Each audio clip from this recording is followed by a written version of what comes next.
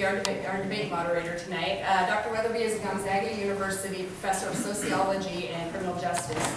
She received her doctorate from the University of Washington and has taught at Gonzaga since 1996. She's the head of the skipped the line. She's the head coach of the GU mock trial team. So she's mock trial program, so she's got a lot of experience in this, which she actually founded in '97, so she's been doing this for quite a while. And it's made it to nationals every year since then, and often places in the top 10, which is really prestigious for our area. No pressure on, but they have to do it. Can't miss a year, not at all. She's taught and written extensively and is currently the chair of the American Mock Trial Association Ethics Committee. That's a pretty impressive resume, so we thank you very much for being out here. I'm going to hand it over to Dr. Weatherby to lay out the rules and proceed. All right. I really thank you all for coming tonight. It's a great honor to be here. I also want to thank the candidates because they have a lot to do and they're giving their time to us. And these are some tough questions that you're asking. I'm really impressed. I might recruit you for mock trial. What I'm going to do, I'll just lay out a roadmap like I always do for my students. I'll tell you what I'm going to do and then we'll do it. I'm going to introduce both of the candidates. They've given me a blurb and I only allow them to give so much. So it's just a small blurb about themselves. And then they will each have time, 3 minutes, or less if they want, to give opening statements. And then I will lay out the rules for the rest of it. So here we go, we'll launch right into the biographies. Todd Mielke has earned a reputation as a hard-working, common-sense person with an ability to bring people together to solve problems. He is a staunch fiscal conservative, a champion of small business, and a pragmatic leader. Todd has a diverse business background, from owning an excavation business to owning a government affairs consulting business. He is responsible for securing hundreds of millions of dollars in state funding for a number of projects in the Spokane area. Todd has extensive background in the government arena. He worked for 4 years as staff in the Washington State Senate and served 5 years in the House of Representatives. While in the House, Todd took the lead on welfare reform, placing limits on growth of government, sponsoring health care reform, and negotiating the largest tax reduction in Washington State's history. Todd's work in the legislature earned him a National Legislator of the Year award, the only Washington legislator ever to receive such an honor.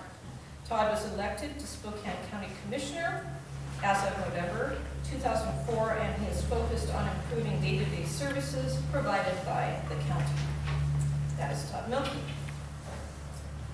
John Roskelley, author and photographer. John Roskelley is a dabbler in everything outdoors. If he's not dodging rocks on some alpine face in Canada or scratching his way up a frozen W16 waterfall, John can be found in late summer running solo 30 to 40-mile segments of the Pacific Crest Trail or paddling the Columbia River from source to mouth. John admits adventuring flows in his blood. In the first half-century, John fought his way up 4 8,000-meter peaks, including K2 and Everest, plus a plethora of devilishly hard, unclimbed, shorter Himalayan faces and ridges. A graduate of WSU in geology, John's occupation changes as frequently as the weather.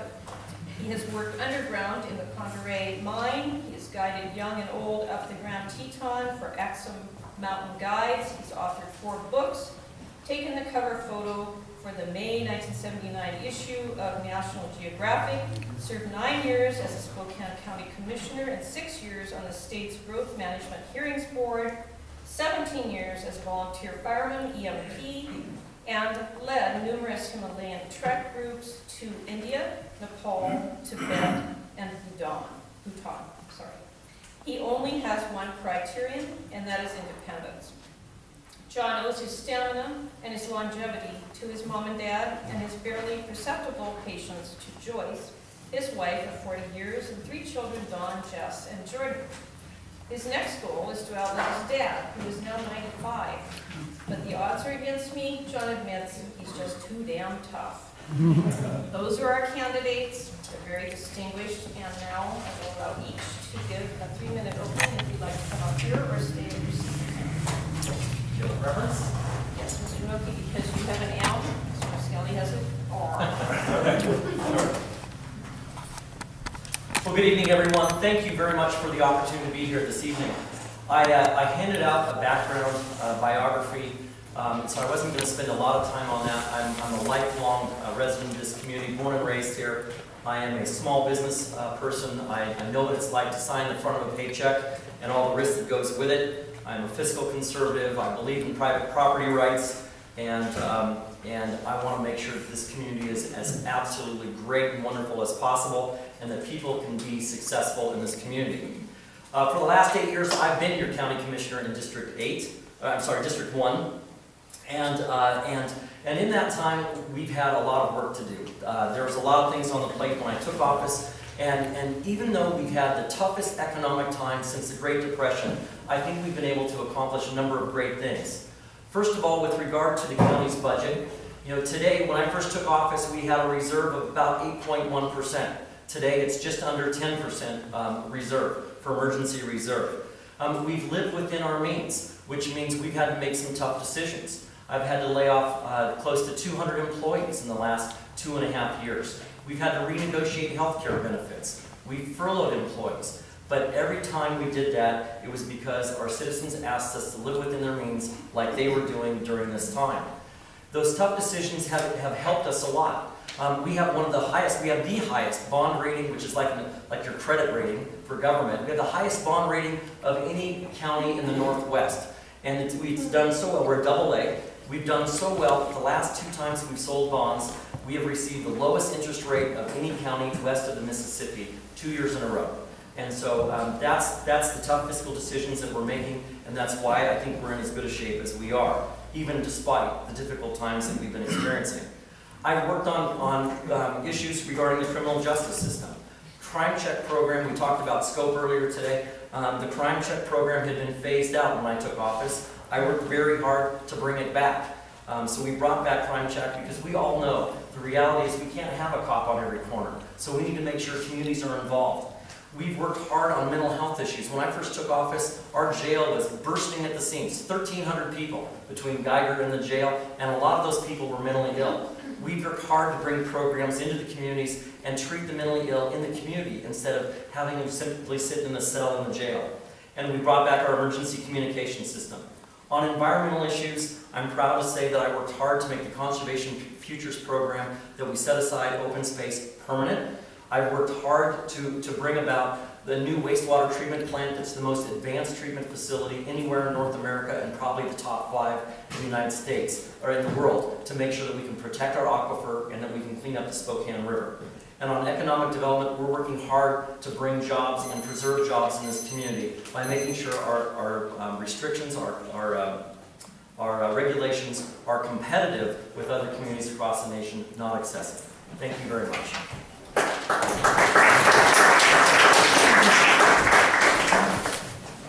Dr. Weatherby gave you a little bit about who I am, but it doesn't really cover a lot of things. I was born here in Spokane, Washington, 63 years ago, and I've lived there ever since. I've lived in this district 28 years. I lived right over the top of the ridge there on Foothills Road, drove through this area a lot of different times over those 28 years, and I'm still living on Peon Prairie. I will be there as soon as I get my house built.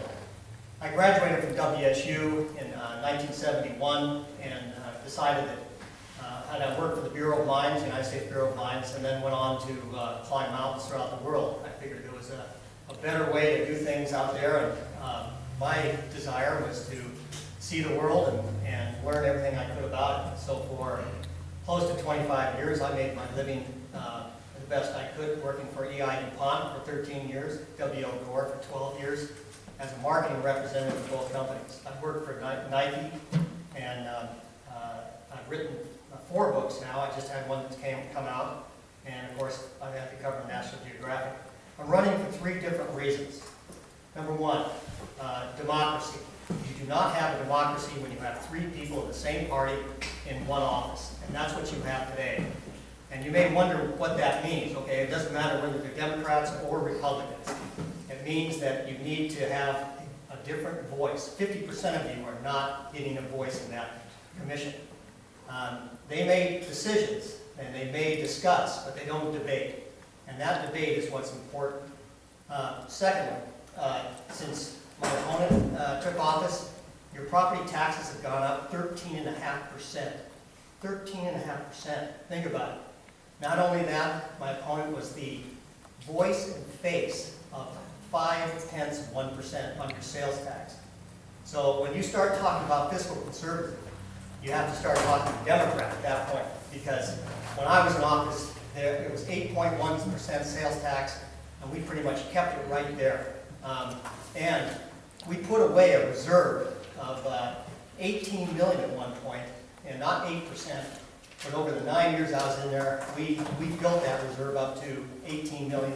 Then we spend it down on one-time costs, not on ongoing costs like labor.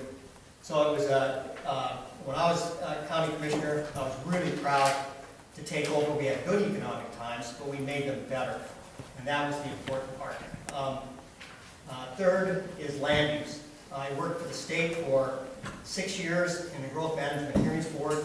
I understand the Growth Management Act. It's a complicated act, law that goes to the state. And I adjudicated many cases here in Spokane County, thanks to my opponent, because it kept me busy at writing orders because of the land use decisions made by the 3 county commissioners here. That's one of the primary reasons why I'm running, is because every time they make a decision and they bring in the growth board, or they bring in Superior Court, it costs you money. And I have to tell you, they cost you millions in settlement, millions in court costs on these land use decisions. And you can go right through the growth board decisions and you'll find these decisions easily readable. So I'm going to start on the questions, and I appreciate you listening to us.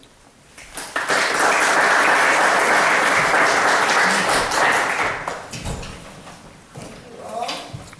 Remember to set up the format for tonight. All questions will be timed.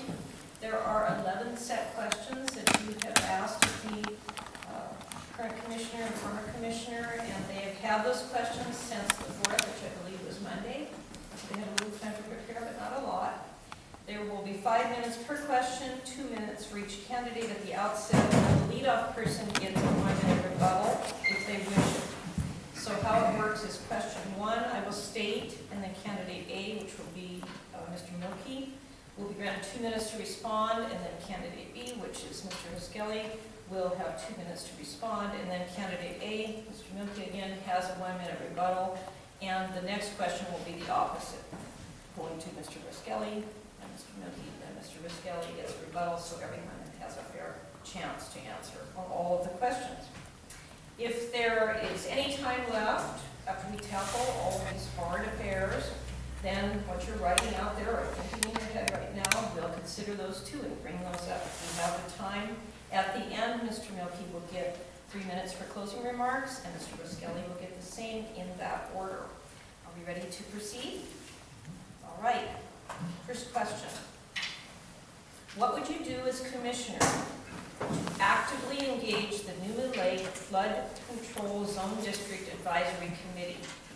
Currently, the advisory committee makes recommendations that appear to be disregarded by county staff often. Mr. Mielke, 2 minutes. Thank you for the question. Well, first of all, in the time that I've served as your county commissioner, we have had interaction with members of the Newman Lake Flood Control District. We've had Sharon, certainly, I think, has been very vocal on behalf of the community and has really pushed me to do a lot of research with regard to the history of the district and what options we have under the law of the district. In addition to that, we have seen a number of board members at a variety of meetings. I know I've seen Warren at some of our meetings as well. And every year when we adopt the flood controls budget, that's a public meeting that gets notified. But we can always do better. We can always do better. And certainly one of the things that I see is tonight's the first night I've actually been invited to come out and participate in one of your meetings.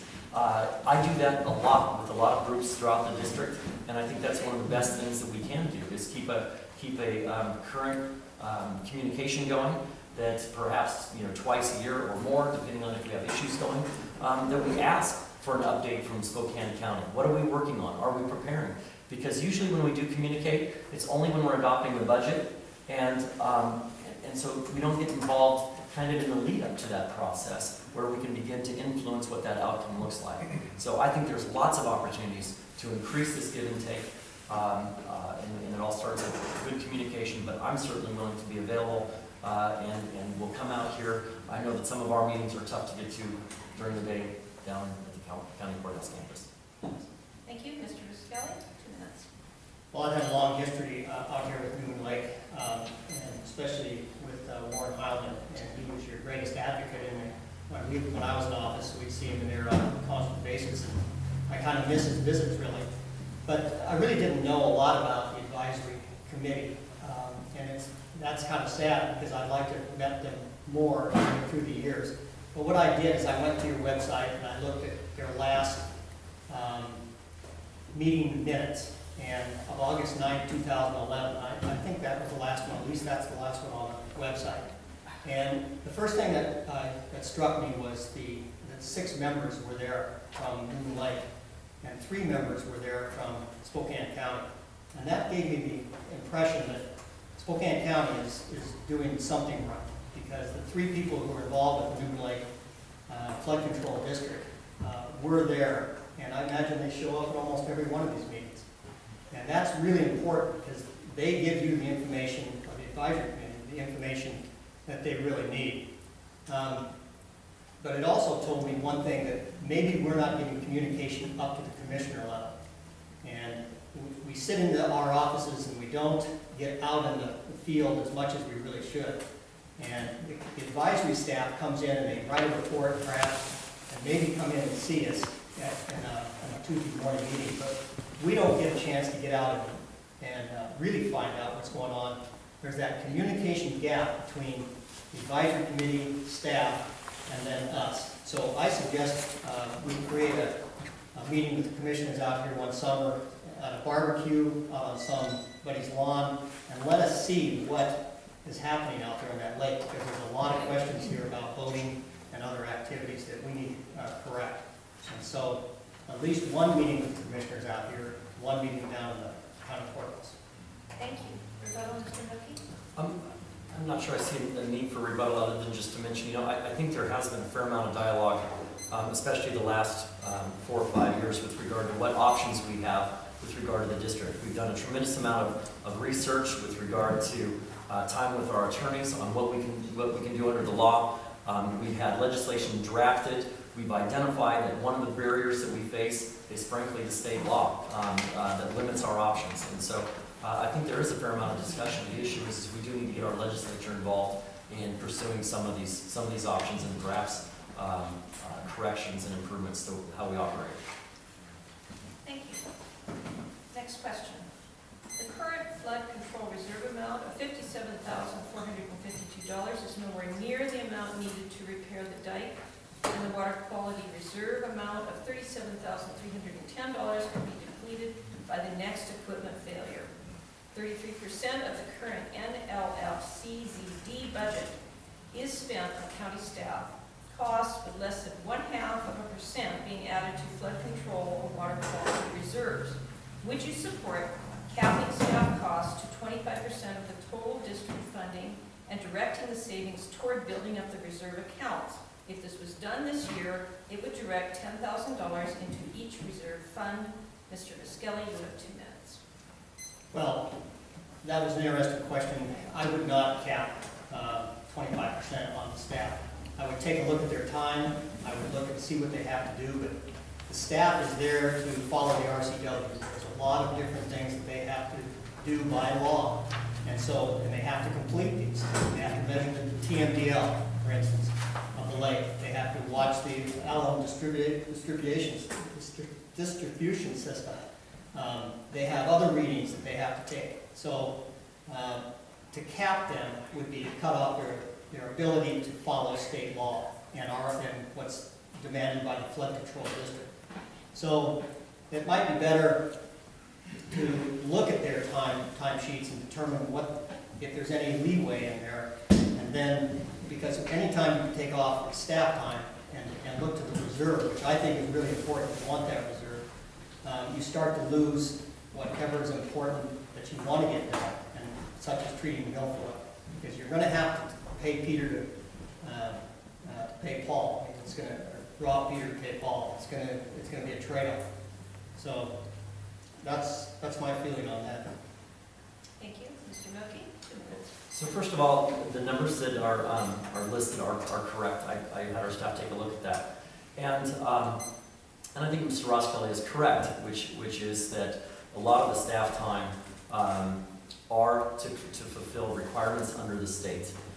We've pushed back as a Board of County Commissioners. The staff actually wanted to grow their activities faster than what's happened over the last couple of years, and we pushed back and said, I'm sorry, you're just going to have to make do. We've pushed back on increases to the assessments. We've pushed back on the amount of growth. But as was mentioned, there are requirements that staff needs to meet in operating the district. We have requirements under the TMDL, Total Maximum Daily Load, Department of Ecology annual reports, Natural Resource Conservation Service inspection reports required each year, and then coordination of milfoil treatment, the alum deliveries, developing the budget, coordinating the volunteers, and monitoring the lake level for oxygenation and alum equipment are all required.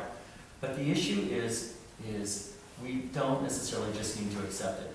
I come from a legislative background.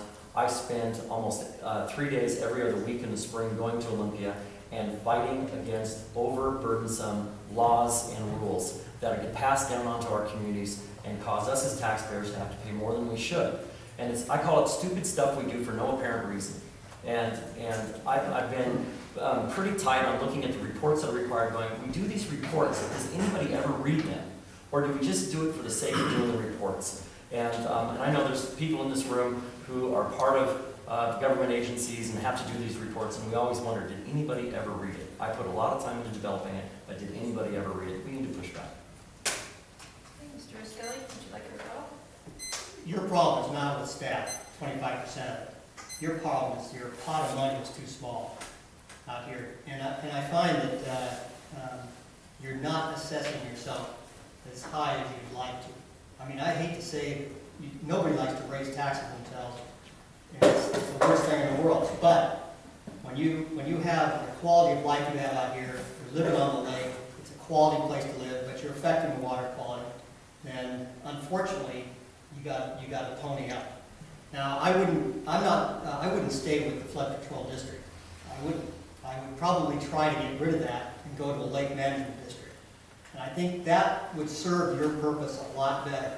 Now, I may be talking out of school if somebody's done some research out there, but I'm telling you, when I read this RCW, the flood or the lake management district RCW, that's far superior to the one that you've got out here, and it'll allow you to grow your area and collect a lot of those properties that you are not getting at the present time. Thank you. Would you support forming a local improvement district for milfoil, where lake residents paving a milfoil treated in front of their property, much like a road improvement district, to pave roads or install sidewalks? Mr. Mielke, 2 minutes. Thank you. The local improvement district option has been looked at. In fact, one of the things that we did do is we identified 5 specific funding options to deal with water quality and flood control. One of them is a local improvement district. One of the legal challenges with forming a district, and I would support it if that's what the community would like to do, and we could get there legally. Part of the challenge, though, has been that when you form a flood control district that's not county-wide, the law doesn't seem to support forming a second district within the same boundaries or of the same boundaries. So that becomes part of the challenge of doing that. So it creates this subzone, and like I say, we need clarification in the law, we need some more authority. Here's the challenge that I see though globally. What we have is, and you guys know this, 1,892 parcels in this district, 771 actually with assessments. 10 people in the district are paying more than $1,000 a year But the majority of them are paying $500 or less. And so like I say, and what this has done is it's based on your benefit, not based on your contribution to the problem. I've been working environmental issues for the last 8 years trying to sort through these regulations. And every other regulation I've looked at, the assessment is based on potential contributors to the problem. This is the first one where it's based on the benefit. How many feet do I have? And so the challenge is how you revise it. And right now, petition representing 25% of the land mass has to be submitted for us to change anything with regard to how the assessment methodology is done. That's very difficult to do, especially when almost 2/3, 60% of the residents pay nothing. And so they're not probably likely to sign a petition where they'd have to start paying something. That's the challenge, and that's why I think we need to look for a change in the law. Mr. Roskelley, 2 minutes. Well, I agree that ULID is not the mechanism for this area out here. You have other options. And I also noticed in the meeting minutes of the advisory committee that they had an opportunity to raise the assessment. And I saw that they chose to do the lower assessment of 2.5%, and rather than the 12%, or maybe they could have adjusted it to 10%, I'm not sure. But you need more people involved in this. And when I was here in 1997 as a county commissioner, I was out here constantly on that flooding. And this flood took this area here, was out down the road, down Trent. And, you know, these people need to be involved in your assessment. And that's what a lake management district would do. I want to just read a little bit here on this, the RCW 36.61. It is the purpose of this chapter to establish a governmental mechanism by which property owners can embark on a program of lake or beach improvement and maintenance for their, as a general public's benefit, health, and welfare. And it just goes on to create this process, which sounds so much better than a flood control district. Now, whether you can get rid of the flood control district or reduce its impact and still maintain, and it takes care of the alum problem as well. So you just get that many more people involved, and that maybe lowers your assessment, raises the entire pot. And we got to do something out here. This is a jewel, and we can't let this thing go. You know, when ice storm hit, I don't remember the year, I was a commissioner at the time, we had debris everywhere. But volunteerism came in. And 6 months later, Spokane Mountaineers contacted Spokane County Parks and said, we want to clean up Shields Park. And they got out there and, you know, tons of people, we collected tons of debris, and we did the job with volunteerism. Mr. Mielke, you're going for 1 minute. Again, we can only do what the law allows us to do. And with regard to forming a separate district, when we have less than a countywide district, we seem to be running into a legal barrier. And so until that legal barrier is corrected by the legislature, we're going to continue to have a problem. Like I say, there are other options. We know what those options look like. We know what the process is for those options. But the stumbling block is typically, in half of those options, it does require a petition by at least 25% of the land mass of the district. Thank you. Would you support limiting the size of boat displacements on the lake due to the large amount of erosion wakeboarding boats are causing to the shoreline, docks, and other structures? Mr. Roskelley, 2 minutes. Do I have an opportunity to get a shield first? Absolutely. I banned boats on the upper Spokane River because of the environmental damage it was doing there, and chasing off the ducks and the geese and everything else that were nesting. You need to control technology. For instance, I'm driving down Bigelow Gulch one day, coming home from work. I see a cell phone tower sitting up there. All of a sudden, the moment I saw that, I knew our rules and regulations did not fit the technology that was coming on us so fast. I went back to the county, got my staff to write an ordinance and do some studies necessary to get control of cell phone towers. That's why you don't see one on every corner, because we got control of those towers immediately before they became prolific, and we almost didn't get at that either. But these wave boats are way above our rules and regulations at the present time. We have to get control of them. You know, my son wants one of these things, so I know that they're really important to the younger generation. But what is it doing to your lake shore? That's the key. And so maybe you need to start to look at your 20-year plan. Your plan for Newman Lake is 20 years old. Technology has changed. We need to get on top of that plan. 5 years is max for a plan like that.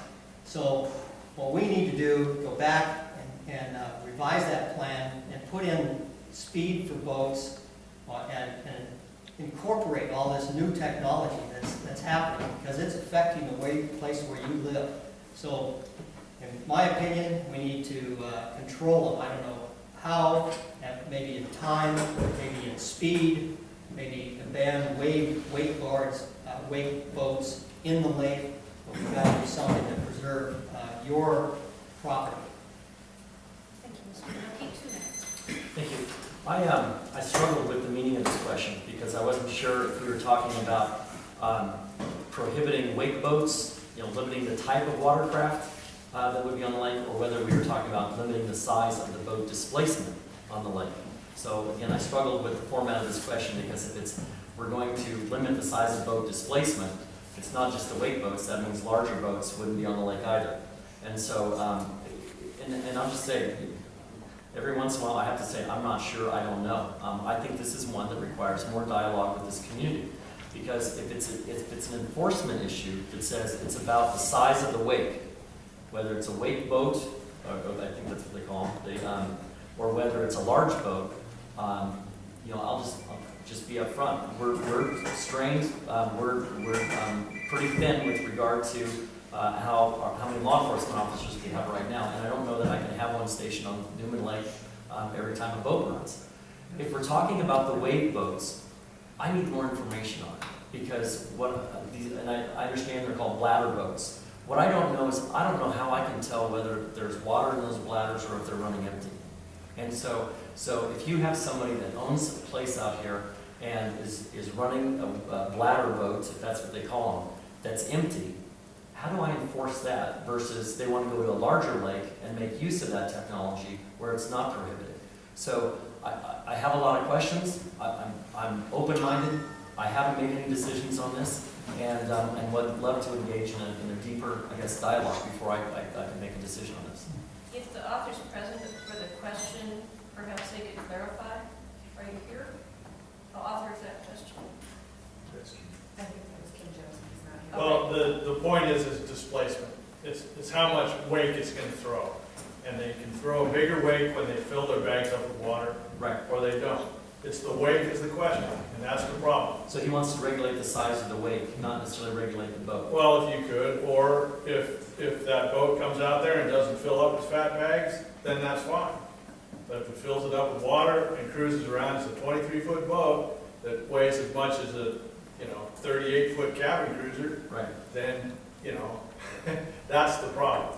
So let me ask you this: if the 22-foot bladder boat puts out that type of wake, and the concern is the size of the wake, and it's the same size of wake as a 38-foot boat, does that mean 38-foot boats are banned from Newman Lake? There are no 38-foot boats. I know, but like I said, the first time somebody puts a bigger boat in, is it automatically banned? And so that's the thing. Well, okay, then just look at it as the size of the wake. Okay. Mr. Roskelley, I'm giving you 1.5 minutes to make up your vote. We have a dilemma. There's people that live around the lake, and there's people who come into the lake. And you're close to a big metropolitan area. So you're going to get more and more of these boats in here. So until you get control of your lake, of this lake, the public lake, and ensure that everybody has a great time, and you're not blown out from the noise and all this all summer long, that's why you have to go back to your plan. That's why you have to come to the commissioners and say, this is what we'd like to see for Newman Lake. We live there. And the public comes in, and yes, they have rights as well, but you can get control of these things. There's no question in my mind.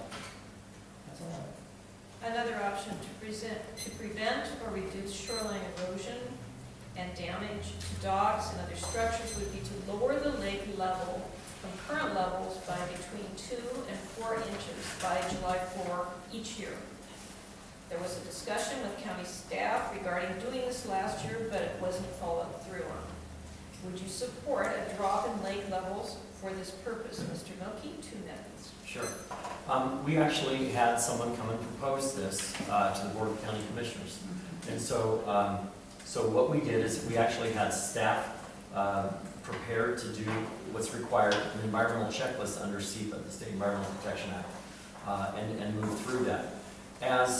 As we had staff report back to us, we had people who reside, I believe, on the south end of the lake that came back and said, absolutely not. This is a taking.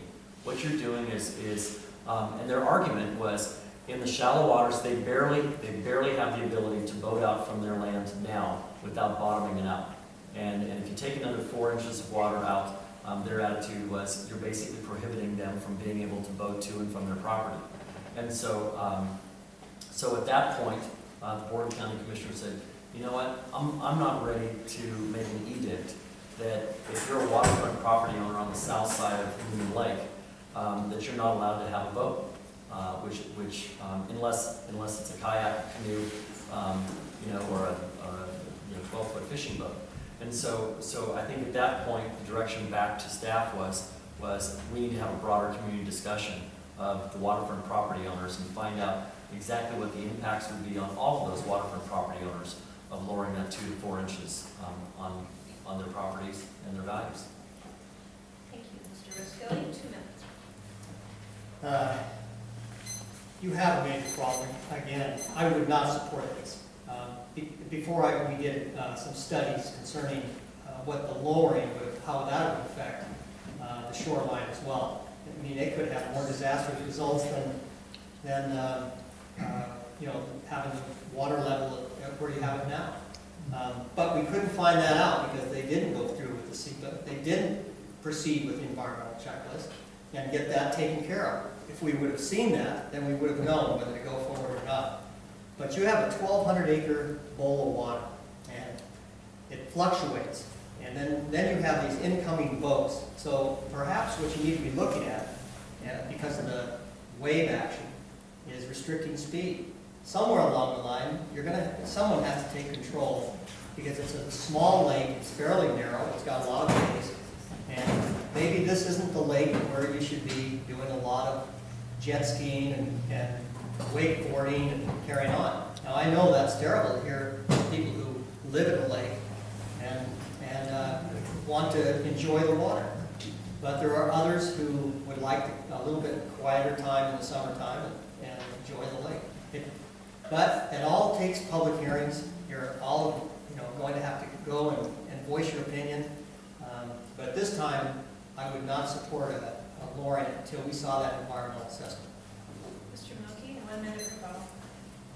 Again, I think that it's an issue that has a deep potential impact on property owners. And I think we start with that dialogue first. I mean, we can spend thousands of dollars of staff time going out and doing an environmental checklist. But if that's not what the community ultimately wants, then why are we spending money to do that? So we start with the discussion first before we start spending tax dollars. Most Newman Lake property owners paid a uniform assessment to support the flood control zone district. Due to a loophole in the flood control zone district law, homeowners in the Witherspoon subdivision pay much lower assessments than other lakeshore property owners. Recently, the Witherspoon subdivision homeowners have been asked to voluntarily pay a larger amount, but none have agreed to do so. Would you support introducing a bill in the legislature to change the law so that all the lakeshore property owners pay the same assessment? Mr. Roskelley, 2 minutes. Well, I've had enough dealings with the legislature that I could not move forward with a process in the legislature. I think that's a waste of your time. It'll take you, maybe if you get it done within a year, I would just drop through the floor here. Because they're looking for bills that help, that they're not going to get caught on in the end. It's very political over there. I mean, Todd will tell you left and right. It's all Democrat, it's all caucus, it's all Republican, it's all caucus. And if they don't see some benefit to a lot of different people, it's not gonna happen. The writing I saw, that is the legislative writing I saw, is too specific, and it's not gonna, somebody may carry the bill forward, but some legislators are gonna kill it. And so it may be 10 years down the line before you get anything done. Again, I'm gonna go back to the Lake Management District. It's the only way you're going to get a bigger pot of money. Sneaking around with the legislature, trying to get a special deal done, that does not work every time. I've seen it work, I've seen it fail. So I would just as soon see you put your efforts and see the county put their efforts into something that they can actually see and get the votes on. Keep 2 minutes. Well, I think I would disagree. I've been part of the legislative process. I think I know how to get things done. And first of all, you got to show up to get things done. And I think that's a big difference between myself and my opponent. During the time he was a county commissioner, he rarely went to Olympia.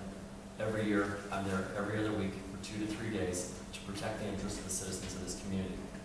And it's about knowing how that process works. We did send a letter out from the county engineer's office to the 11 property owners in April of this year with regard to explaining the current law and the assessment methodology in that area. We did get one check for $100, but it did specify that it is purely voluntary. What we did though is, I mean, we were aware of this before, so we did write language for a piece of legislation. And because this was a short session, the deadlines come very early, very, very fast. But essentially what it said is this, is if you have a parcel of land that was originally assessed as one large parcel, and then it's subdivided, that instead of getting a petition with 25% of the land mass owners to sign the petition, instead that the board of the district could meet, could call together under their authority people who would be a three-person board of appraisers to determine the adjusted value once you short plat those properties. And so the only change is instead of going out and asking 25% of all of the property ownership to agree to do this, it's like, no, we will do this, and here's the process for doing it. It's a much more direct approach. And so I think we can move forward on that. Again, this was a short legislative session. I think we have every bit of ability to go and make our voices heard and work the legislative process like it's intended to be worked. Mr. Roskelley, 1 minute to go. Todd's absolutely right. He does know how to work the system. We're paying for a lobbyist $65,000 plus expenses to go over there and do county work. Todd's over there all the time as well. And he was over there this last session trying to get a $400 fee put on you to go to the growth board, and also take away your participatory standing. If you testify in front of the county commission, you can't go to the growth board and participate. Only state agencies could have.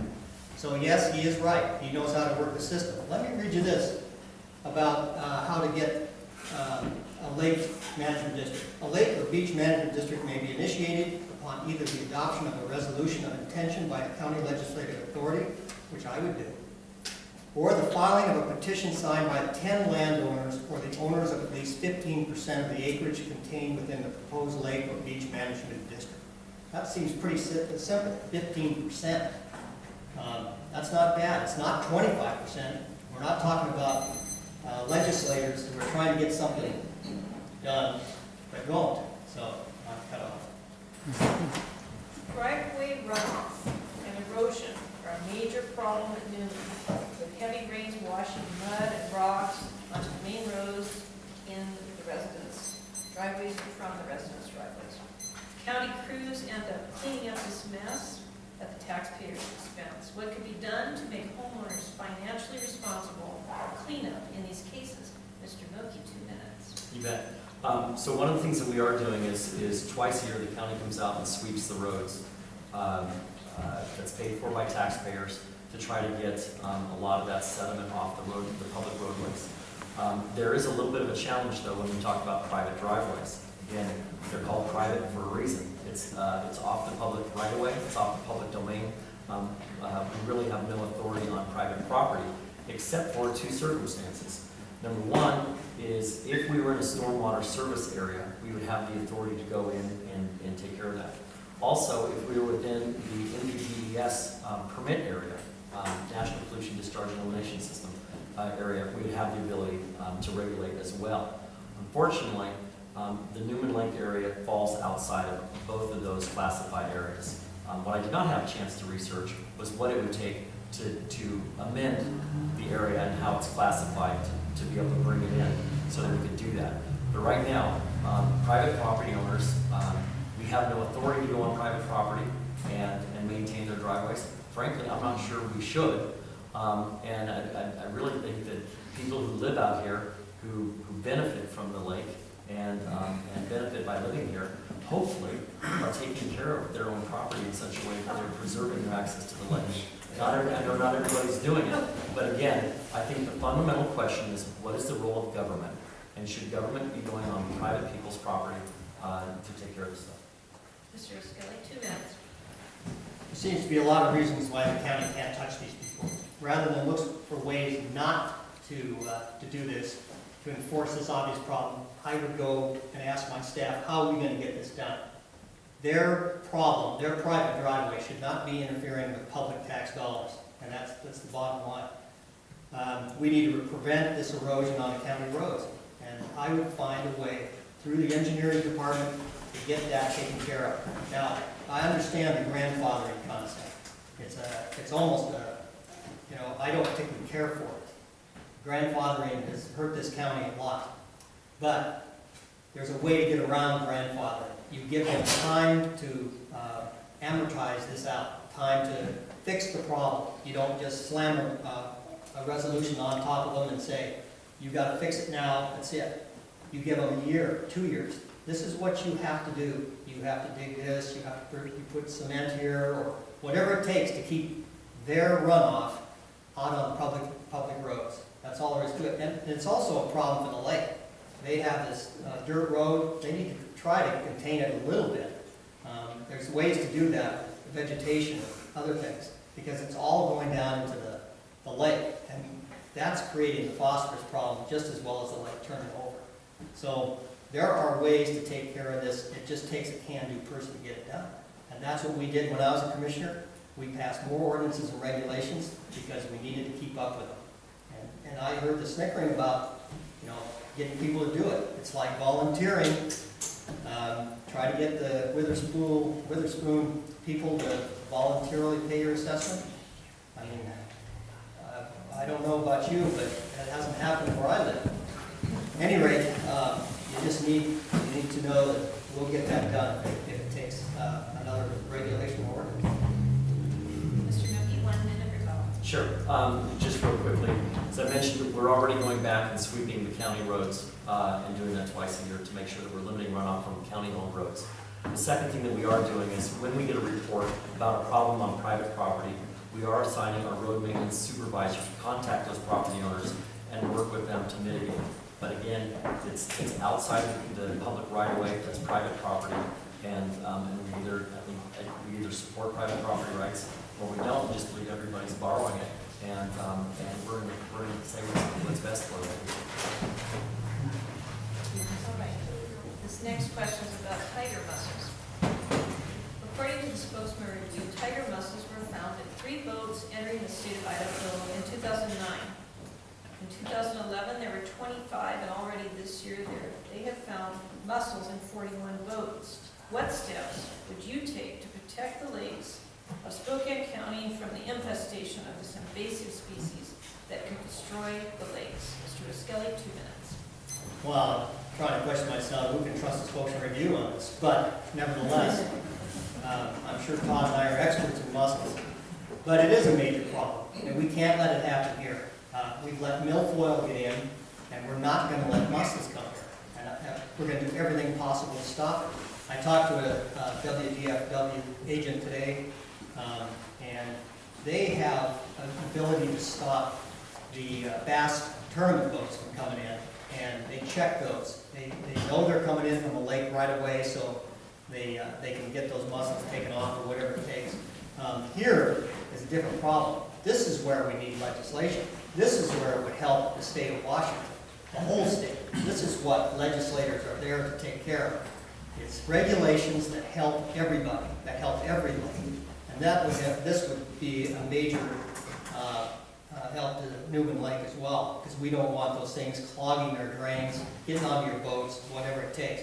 So personally, I would try to set up a wash station right here on Star Road, have the WDFW monitored on weekends, get something in place. I don't know where the money's gonna come from, but if they can, and matter of fact, the guy said that they are actively going after the legislature to pass legislation to prevent this from happening. Now, I don't know what their legislation is saying, but to me, that means that they're on top of this, but we gotta keep pushing them. Everybody, you know, if you can, write letters, emails, whatever it takes, because this is gonna be a major, major problem, just like the milfoil. Mr. Mielke, 2 minutes. The person that sponsored Idaho's program is a guy by the name of Eric Anderson. He's a state representative from North Idaho and a close friend of mine. And so he and I have had several discussions. And of course, in the state of Idaho, as you can imagine, it was very difficult to have a discussion in the legislature there about invoking a new fee and all that. But they also understand that a lot of their livelihood depends on folks coming to the lake. Absolutely. And so, I think Idaho stepped forward and done the right thing. You know, what they're trying to do is prevent the importation of mussels into the state of Idaho. I asked Eric, so where do you think the problems are in your program? What do you think your program's not getting at? And he said, the problem that we have is we only have enough money to set up check stations at certain state ports of entry, really access points. And so for those that drive the Newport Highway, as soon as you cross the bridge into Old Town, or from Old Town, there's a check station there. When you cross the state line at I-90. But he said there's a lot of other roads that access Idaho that there's just no way we can monitor. And then the other thing is you know, we have people that, and there's certain hours of the day that people cross those lines, and those stations are not open. So he said that's the big challenge is we don't set up these check stations and wash stations at every lake. What we're doing is we're setting them up at the ports of entry where we can. So that's the challenge. Again, I applaud the efforts of the state of Idaho. I think they've made some great first